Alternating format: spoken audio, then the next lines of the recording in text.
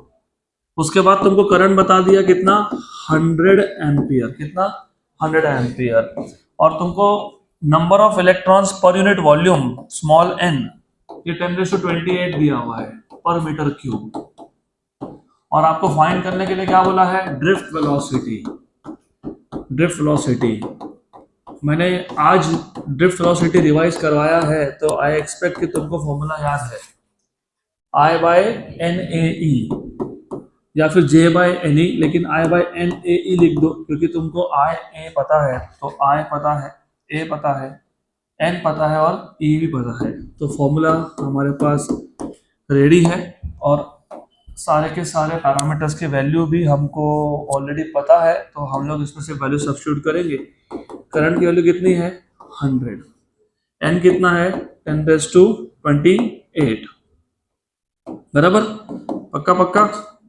A की value क्या आई, pi into 10⁻⁻4, और E कितना है 1.6 इंटू 10⁻⁻19, तो मैंने 16 इंटू 10⁻⁻20 लिख दिया, चलता है, कोई प्रॉब्लम नहीं है। देन अब सिर्फ कैलकुलेशन पे ध्यान देना, क्योंकि बहुत सिंप्लीफाइड वे में मैं कैलकुलेशन करके देता हूँ आपको, सिर्फ यहाँ पे थोड़ा सा ध्यान दो। किसी भी कैलकुलेशन में अगर तुमको लॉग एंटीलॉग नहीं यूज करने ना, सबसे पहले 10 के पावर एडजस्ट कर लो। ये 10⁻2 है, ऊपर 10⁻2 है, याद रखना। ये 28 और ये -20, तो कितना 8, और ये -4, तो 10⁻4, ऊपर 10⁻2, नीचे 10⁻4, तो नीचे 10⁻2 बचेगा, ऊपर जाके -2। -4 कैसे हुआ, -2 हुआ ना, ये 2 है 10⁻2 है, नीचे टोटल 10⁻4 है, तो 10⁻2 और 10⁻4, तो नीचे 10⁻2 आया ना, ऊपर जाके -2 हुआ, और कौन बचा 16 और पाई। आपको मैंने बताया था कि 1/पाई की वैल्यू 0.318 होती है, और मैंने याद रखने का तरीका बताया था। व्हाट इज पाई का वैल्यू 3.14, पाई इज 3.14, 1/पाई सिर्फ 3.14 का पॉइंट शिफ्ट कर दो, तो 0.314, एग्जैक्ट वैल्यू 0.318, और 1/16 बताया मैंने आपको, याद है क्या, हाँ 0. व्हाट इज 1/2 0.5, व्हाट इज 1/4 0.5 का आधा 0.25, व्हाट इज 1/8 0.25 का आधा 0.125, व्हाट इज 1/16 0.125 का भी आधा 0.0625, कितना 0.0625, 0.0625, तो 0.0625, बस इसको भी मल्टीप्लाई कर लो। तो लेट अस मल्टीप्लाई दिस, तो यू हैव 0.318 इंटू 0.0625, कितना आया 0.019875, 0.019875 इंटू 10⁻⁻2, मतलब 1.9875 इंटू 10⁻⁻4 मीटर पर सेकेंड। और याद है क्या ड्रिफ्ट वेलोसिटी -4 से -5 आया था, 10 पावर बताया था मैंने, तो बराबर आ रहा है क्या, हाँ। और टेक्स्ट बुक में आंसर क्या दिया पता है आपको, कितना दिया है 1.9 इंटू 10⁻⁻4, ठीक ही है, गुड, डन।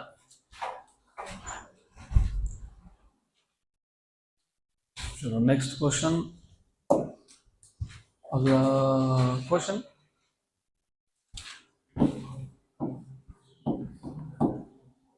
सिंपल सा क्वेश्चन है ये भी। A copper wire of radius 0.6 mm carries a current of 1 ampere. Radius दिया है, करंट दिया है, assuming the current to be uniformly distributed over the cross section cross sectional area, find the magnitude of current density. बहुत ही simple सा question है। आपको given parameter में सबसे पहले रेडियस की वैल्यू बता दी है। What is the radius of the wire? 0.6 mm। 0.6 mm, mm को मीटर में कन्वर्ट करने के लिए 10⁻³ और 0.6 का पॉइंट हटा दिया तो 10⁻⁴। ये आ गया रेडियस, ठीक। और करंट कितना दिया हुआ है? 1 एम्पियर। और आपसे पूछा क्या है? Current density. क्या पूछा है? Current density. और मैंने अभी अभी बताया आपको what is the formula of current density? I/A, current upon area, current upon area. Done, इतना पता है तो हो गया। तो करंट डेंसिटी इज I/A और A इज πr²। गुड। तो current density J is I की वैल्यू 1 है, पाई, R की वैल्यू 6 × 10⁻⁴ इसका स्क्वायर, राइट। 1/π की वैल्यू कितनी होती है? 0.318 अपॉन 6 का स्क्वायर 36 और 10⁻⁸। अब इसको सिर्फ डिवाइड कर लेंगे। 0.318 डिवाइड बाय 36 कितना आया? 0.008833, ठीक है। 0.008833 इंटू 10⁻⁸ ये -8 ऊपर आएगा ना, हाँ तो प्लस हो जाएगा ना वो। तो अभी इसको मुझे 8.83 के फॉर्म में लिखना है, तो 1 2 3 0 एडजस्ट कर लिए, 10⁵ एम्पियर पर मीटर स्क्वायर। हो गया। This is what you should be getting. तो आंसर में यही है। सिर्फ उन्होंने 0.88 लिखा है तो 10⁻⁶ लिखा है उन्होंने, ठीक है। गुड।